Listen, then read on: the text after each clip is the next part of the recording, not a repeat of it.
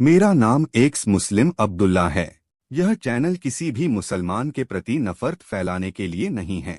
हम यहाँ केवल वही इस्लाम दिखाते हैं जिसकी व्याख्या कुरान और हदीस में की गई है। हम न तो कोई बात जोड़ते हैं और न ही कुछ छुपाते हैं। अगर किसी को हमारे कंटेंट से आपत्ति है तो पहले कुरान और हदीस को पढ़े, फिर हमसे सवाल करे। हेलो दोस्तों, जय हिंद, वंदे मातरम। तो भाई, स्वागत है आपका अपने इंडियन एक्स मुस्लिम अब्दुल्ला चैनल पर। जैसे कि आप सभी को मालूम है, मेरा नाम है अब्दुल्ला और आज की इस वीडियो में हम बात करेंगे केरला स्टोरी 2 के बारे में। उसमें जो लव जिहाद दिखाया गया है उसके बारे में कि क्या इस्लाम के अंदर लव जिहाद जैसा कोई लफ्ज़ है या नहीं है, क्या लव जिहाद करने की इस्लाम इजाज़त देता है या नहीं। आज हम इसके बारे में बात करेंगे और लव जिहाद का तर्जुमा एग्जैक्ट क्या है इसके बारे में बात करेंगे।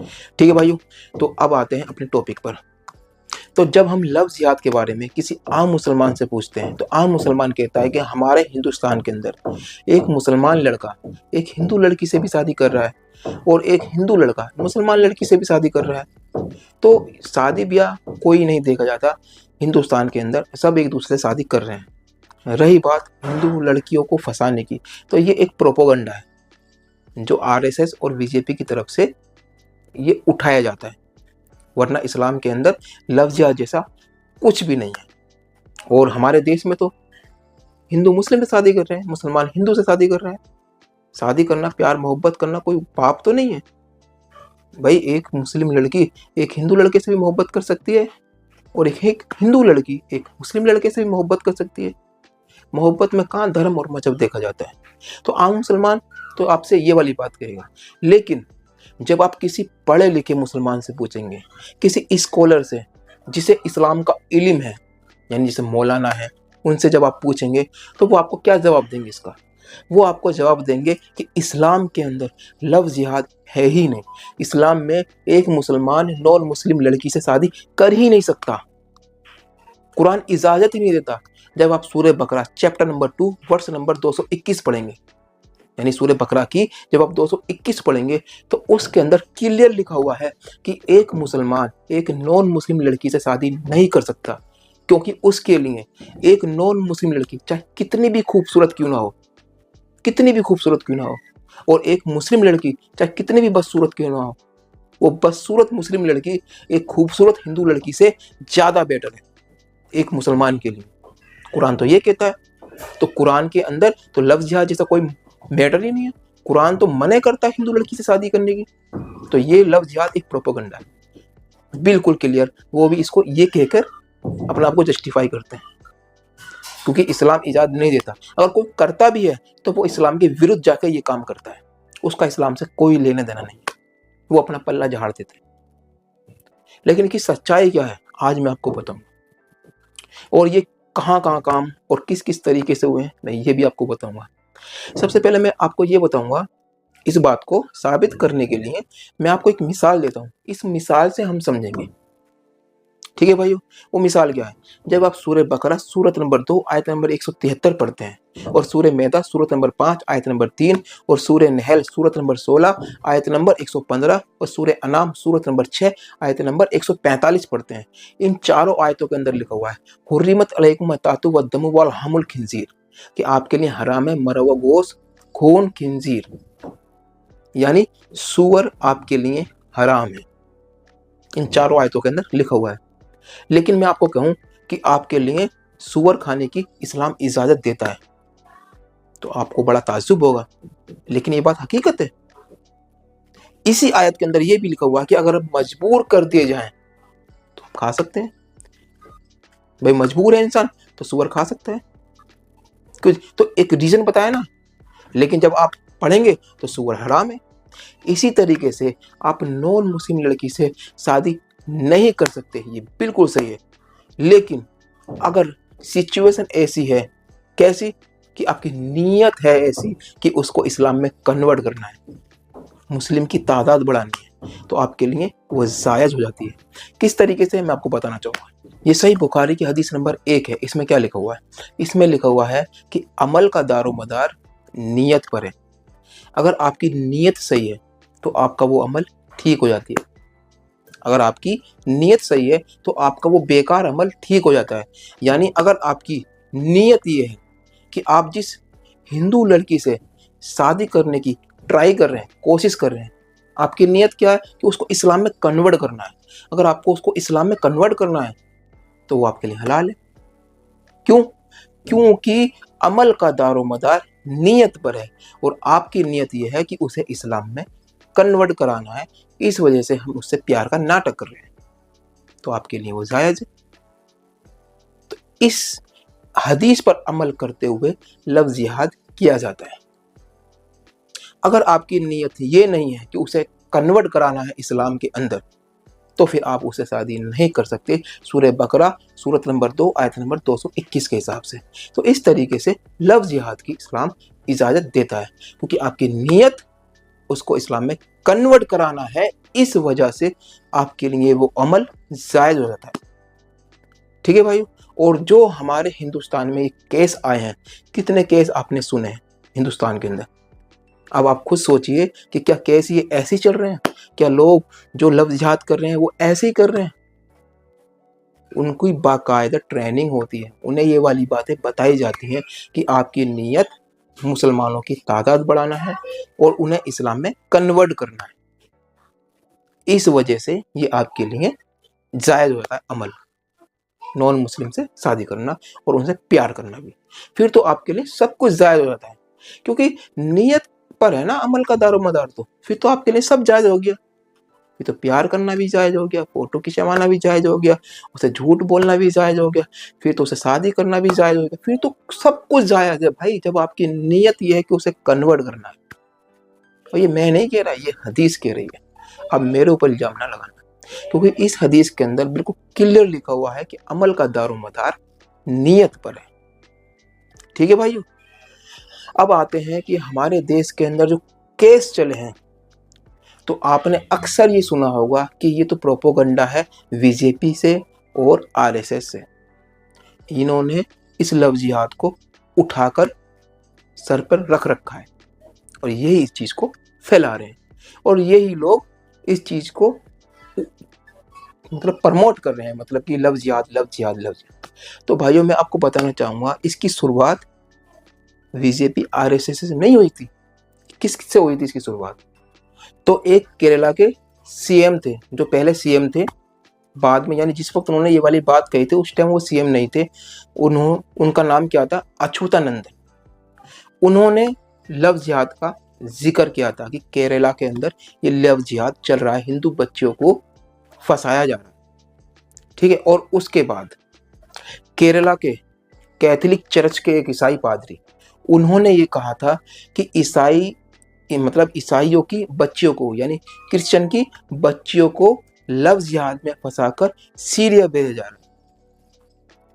ठीक है भाइयों। तो ये ईसाइयों से और उनसे ये शुरुआत हुई है, ये किसी बीजेपी या आरएसएस से शुरुआत नहीं हुई है, ये वहाँ से स्टार्ट हुआ है।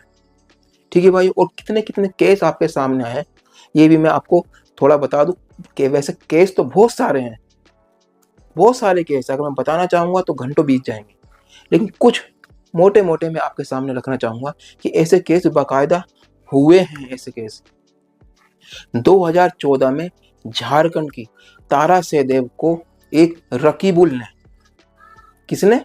रकीबुल ने रंजीत नाम रखकर, यानी अपना उसने नाम बदला, नाम उसका मुसलमान ही था, रकीबुल था, उसने अपना नाम लड़की को रंजीत बताया कि मैं हिंदू हूँ, और वो शूटर थी जिस लड़की को इसने धोखा दिया और लफ्ज़ जिहाद में उसे फंसाया। अब आप सोचिए क्या लफ्ज़ जिहाद ये हो नहीं रहा, ये केस आपके सामने नहीं आया, तो उसने उसको फंसाया झूठ बोल के, यानी रकीबुल बना रंजीत। ठीक है भाई। अब एक केस तो ये हो गया, एक केस और मैं आपको बताता हूँ। 2022 में एक अफजल नाम का आदमी अपना नाम अरमान बताकर एक हिंदू लड़की को फंसाता है और फंसाने के बाद उसे कहता है कि इस्लाम कबूल करो, और जब वो लड़की मना कर देती है तो उसे मारने की धमकी देता है, और जब उसे वो मारने की धमकी देता है तो उसके माँ बाप पुलिस में कंप्लेंट करते हैं और उस लड़के को पुलिस गिरफ्तार करती है और फिर उस लड़के को सजा होती है। तो ये भी केस सामने आया। एक और केस मैं आपको बताना चाहूंगा। 2024 में एक आलम नाम का मुसलमान आदमी आनंद बनकर लड़की को धोखा देता है, एक हिंदू लड़की को, और उसे लव जिहाद में फंसाता है। एक ये केस भी आपके सामने है। आप मुझे एक बात बताइए, ये हिंदू नाम रखकर लड़कियों को क्यों फंसाया जाए? अगर वाकई आप मोहब्बत करते हैं, आप सच की कगार पर हैं, तो आप उन्हें अपना असली नाम बताइए ना। आप झूठ बोलकर लड़कियों से प्यार का नाटक क्यों कर रहे हैं? तो ये तो बेसिक सी बात है, तो प्लानिंग चल रही है ना। फिर आप कैसे कह सकते हैं कि भाई वो जो है एक प्यार मोहब्बत के चक्कर में एक दूसरे से प्यार करते हैं, शादी कर? नहीं, वो फंसा रहे हैं, वो धोखा दे रहे हैं। धोखा देना तो यार एक आम मुसलमान भी जिसे इल्म ना होगा वो भी कह देगा ये गलत बात है। अपना नाम, हिंदू का नाम रखकर एक मुसलमान आदमी किसी हिंदू लड़की से प्यार कर रहा है, ये तो धोखाधड़ी होगी ना यार। अगर वाकई आपके अंदर सच्चाई है और आप एक ईमानदार हैं, तो थोड़ी सी भी जस्टिस है आपके अंदर, जरा सी भी इंसानियत है, तो आप कहेंगे यार ये गलत है यार। किसी भी मुसलमान को अपना हिंदू नाम रखकर किसी लड़की को फंसाना अच्छी बात नहीं, तो बुरी बात है। इस्लाम इसकी इजाज़त देता है, तो इसका मतलब इस्लाम जो गलत चीज़ की इजाज़त देता है। ठीक है भाइयों, एक केस और मैं आपको बताना चाहूँगा। 2024 में मोहम्मद अब्दुल मोमिन अपना नाम राकेश बताकर एक हिंदू बच्ची को अपने जाल में फंसाता है। यार कितने कैसे कैसे काम कर रहे हैं ये। जब ऐसी चीज़ों पर फिल्म बनती है तो आप कहते हो कि ये प्रोपेगेंडा है। यार वो सच्चाई दिखा रहे हैं, सच्चाई दिखाना प्रोपेगेंडा है तो शौक से कहिए प्रोपेगेंडा है, कोई प्रॉब्लम नहीं है भाई। सच्चाई दिखाना अगर आपकी नज़र में प्रोपेगेंडा है, शौक से कीजिए यार, ऐसे प्रोपेगेंडा होने चाहिए। फिर सच्चाई दिखानी चाहिए भाई,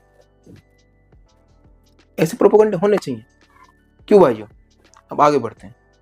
2022 में प्रयागराज का किस्सा है कि एक मोहम्मद समी झूठ बोलकर अपना नाम सुरेश बताकर एक नॉन मुस्लिम, एक हिंदू लड़की को फंसाता है।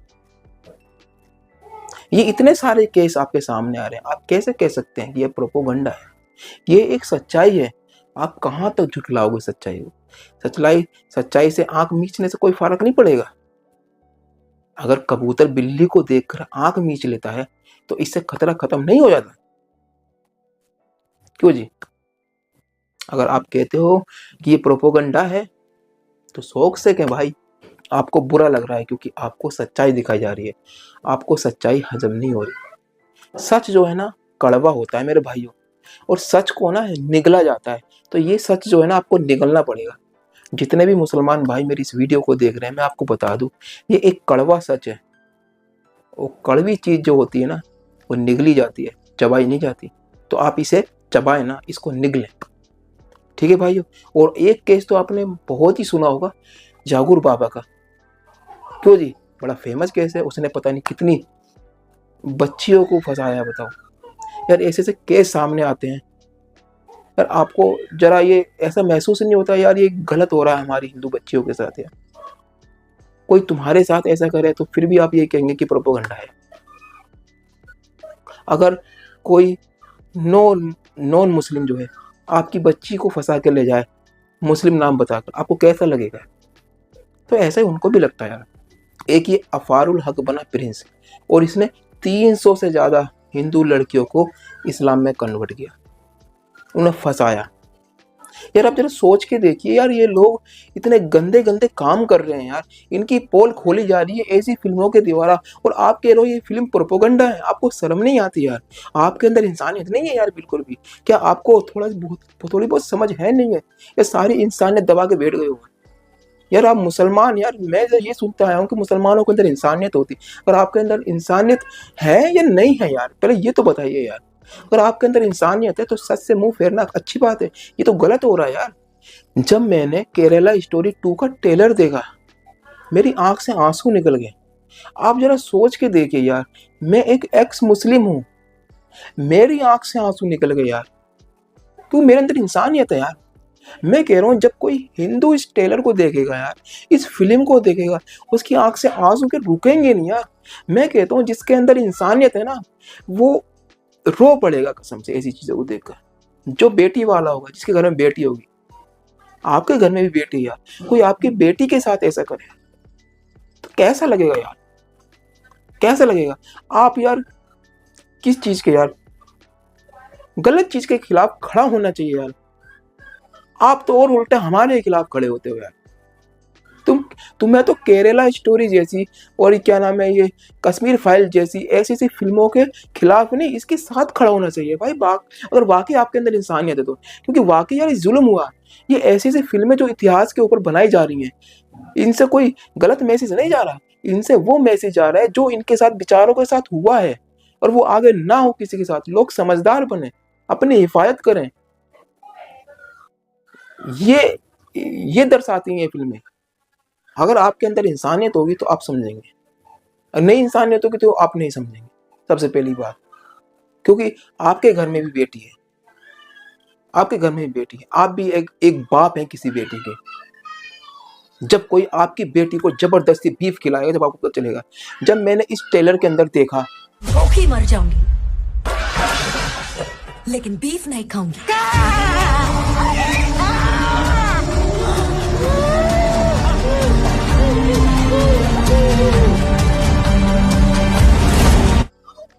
जब मैंने इस ट्रेलर के अंदर देखा कि उस लड़की को जबरदस्ती बीफ खिलाया जा रहा था, अगर वाकई ऐसा हकीकत में हुआ है तो शर्म आनी चाहिए आपको यार, शर्म आनी चाहिए आपको यार। फिर भी आप इस फिल्म के खिलाफ खड़े हो, आपको इस फिल्म के साथ खड़ा होना चाहिए अगर वाकई आपके अंदर इंसानियत नहीं तो। आपके अंदर इंसानियत नहीं है। मैं कहता हूँ जिस किसी भी मुसलमान के अंदर इंसानियत नहीं है वो ही इसके खिलाफ खड़ा होगा। जिसके अंदर इंसानियत होगी ना, वो कभी भी ऐसी चीज़ के खिलाफ नहीं खड़ा होगा, कभी भी एक सही चीज़ के साथ खड़ा होगा। अगर कोई फिल्म सही चीज़ दिखाती है तो वो शख्स, ईमानदार शख्स जिसमें इंसानियत होगी, वो उसके साथ खड़ा होगा। उदयपुर फाइल्स फिल्म बनी थी, है उसके अंदर क्या दिखाया था कि एक आदमी को इतनी बेदर्दी से मारा गया, इस वजह से वो फिल्म बनी। क्या वो इंसानियत के खिलाफ थी? केरला स्टोरी 1 इस इंसानियत के खिलाफ थी? कश्मीर फाइल्स इंसानियत के खिलाफ थी? बांग्लादेश फाइल्स ये इंसानियत के खिलाफ थी? यार जरा सोचिए। तो जितने भी मुसलमान भाई मेरे इस वीडियो को देख रहे हैं, जरा आप सोचिए, आप भी एक इंसान हैं। इन फिल्मों का साथ दें, इन फिल्मों को देखने जाएं, इन फिल्मों से सीख लें। क्या सीख लें? कि ये चीज़ गलत है, ऐसा करना नहीं चाहिए। और जो मजहब ऐसा करने की इजाज़त देता है, उस मजहब के अंदर ज़्यादा सीरियस होना नहीं चाहिए। छोड़ देना चाहिए ऐसी मजहब को यार, जो मजहब गंदी चीज़ें, गलत चीज़ें सिखाता है। अगर वाकई ये चीज़ें इस्लाम में हैं तो छोड़ दो ऐसी चीज़ों को यार। हम नहीं करेंगे ऐसी चीज़। हम किसी भी हिंदू लड़की को नहीं फंसाएंगे, हम किसी भी ईसाई लड़की को नहीं फंसाएंगे। प्यार करो, कोई प्रॉब्लम नहीं। मैं नहीं कहता कि आप हिंदू लड़की से प्यार ना करो या हिंदू मुस्लिम लड़की से प्यार ना करें भाई, लेकिन झूठ बोल के यार ऐसा करके यार जुल्म करना किसी के ऊपर यार। फिर वो हिंदू लोग कहते हैं कि यार इन पर भरोसा नहीं करना चाहिए। फिर तुम कह रहे हो कि वो हिंदू लोग ये कह रहे हैं हम पे भरोसा नहीं करना चाहिए, हम भरोसे लायक नहीं। क्यों नहीं कहें आपको यार? जब तुम ऐसा कर रहे हो तो कहेंगे ही ना। बढ़ाऊंगा तारी रील। जब आप उनकी बच्चियों को जबरदस्ती बीफ खिला रहे हो, उन पर जुल्म कर रहे हो, उन्हें मार रहे हो, उन्हें पीट रहे हो, उन्हें उसमें बैगों में भर भर के उनकी लाशों को फेंक रहे हो यार, वो तुम पे कैसे ट्रस्ट करेंगे यार? आपको तो गलत ही कहेंगे ना वो। मैं कहता हूँ अगर आपकी बेटी को कोई बैग में काट कूट के फेंक दे, फिर आपसे कहे कि आप ट्रस्ट करो, विश्वास करो, हम अच्छे इंसान, करेगा इंसान विश्वास? आपकी बेटी नहीं आई ना बैग के अंदर। अगर आपकी बेटी आएगी ना तब आपको पता चलेगा। तो इसलिए भाई दूसरे के दर्द को भी समझें, दूसरों के दर्द को भी समझें, और जितना हो सके इस फिल्म को देखने के लिए जरूर जाएं। ठीक है भाई, इतना ही कहना था भाइयों। और मेरी तबीयत ठीक हो चुकी है, पहले से बहुत बेटर है, अभी पूरी तरीके से ठीक नहीं हुई है। और जाने से पहले भाइयों मेरी इस वीडियो को लाइक करें और कमेंट करके जरूर जाएं। बस इतना ही कहना था। मिलते हैं नेक्स्ट वीडियो में। अपना ख्याल रखें, परिवार का ख्याल रखें, सब भाई मिलजुल के रहें। और भाई जब आपके कर्म ऐसे होंगे तो आप पर कौन ट्रस्ट करेगा? सबसे पहले अपने कर्मों को सुधारें। जितने भी मुसलमान भाई हैं अपने कर्मों को सुधारें। बस इतना ही कहना था। जय हिंद, वंदे मातरम।